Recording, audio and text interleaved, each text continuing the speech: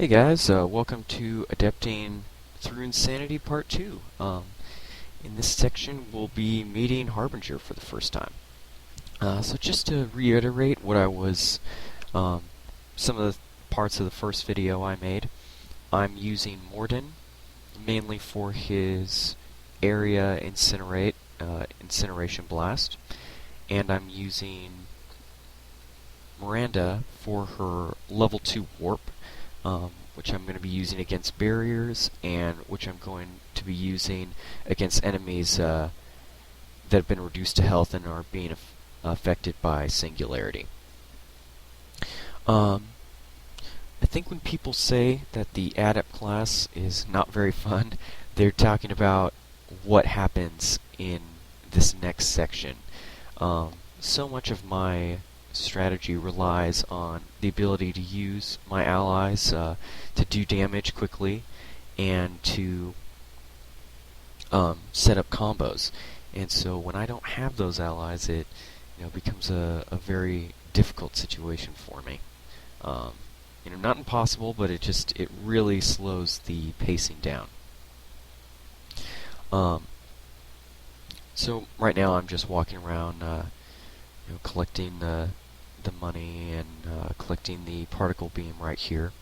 What's nice is that in this next section is where you encounter Harbinger for the first time. You can set up your allies before this cutscene begins. Now, where I have Mordin set in the back behind one of the empty containers, I guess you could call them, and I have Miranda going to the wall. But Miranda going to the wall was actually a mistake. As you'll see when the cutscene is done, she is actually disconnected from cover and somehow gets kind of dumb and just sort of stays standing even though everyone is shooting at her. She refuses to move. A better position for her would have been on the right side of Mordin. There's another spot where you can send an ally, and it would have given them a lot more targets instead of 2 targets, basically in the same line of sight area. So right here, I'm locking down Harbinger with Singularity, and then I'm doing my best to kind of keep the pressure off Mordin because I want to at least keep his incineration blast, but I end up not being very effective with that. But we do take out Harbinger, which is good. And then these Guardians, I will have to say, are a very annoying enemy. That ability to raise up a shield at any time has so often been a source of frustration, especially when your warp or your singularity is right about to make contact and they throw up a wall. I'm just trying to get him out of the fight for now so I can concentrate on that collector drone. And I'm too late. So right as the singularity hits him and would have pretty much finished this fight, he turns into Harbinger and just it causes more problems.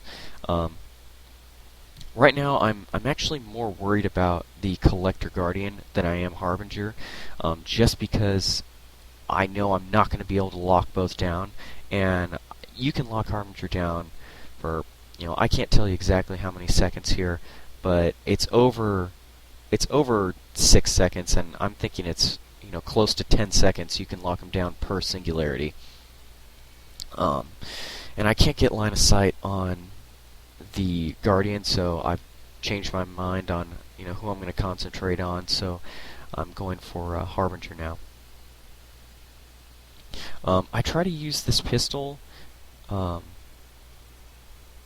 only for armored enemies, but specifically only for Harbinger, because this pistol, as you'll see later, is not its fire rate combined with its accuracy or inaccuracy after the first shot is just very low, and it's something that for other enemies, I'm specifically thinking of the husks, you need something that with a better fire rate and that sustains its accuracy a little bit better. This section is a little bit annoying if you're playing with the Adept, because you have these two boxes over here that interfere with your ability to cast around corners and whatnot. However, I'm still able to overcome it, and right here I was just waiting to use my my warp detonation. So I thought my allies were going to come back, and they didn't, and now I'm going to be fighting Harbinger for the third time in this section. This time I'm really going to try to make sure that they stay alive, and there's Harbinger casting his black ball of death. And I call it that because if you've played on really any difficulty level, you see how that one move disengages you from cover, and it always seems like when that happens that the entire enemy force takes it as an opportunity to hit you, right when you're stunned. So I'm locking down Harbinger, and as you can see, you're given so much time once Harbinger has been locked down that you actually have time to not only cast Singularity and wait for the cooldown, but you have enough time to cast Singularity, wait for the cooldown, cast a Warp, and then wait for that cooldown to end. Here I'm a little bit more concerned about taking out these assassins and drones as fast as possible. Right here I was trying to lock on to that collector drone, but it appears I killed him. But I get the detonation right there and send that one guy's body flying, which is always fun. And I really don't want to fight Harbinger again, so I'm trying to kill these guys as quickly as I can, which is causing me to get to near death far more often than I'd like. I'm focusing. My character is focusing on that Guardian just because I'm, so concerned about the that shield, and then him hiding behind the shield and turning into a Harbinger again. Same situation as before. I was trying to lock onto the guy in the foreground, but I wasn't able to do that. But we've cleared it, so and as you can see with my allies, it was far quicker. The placement was a lot better that time.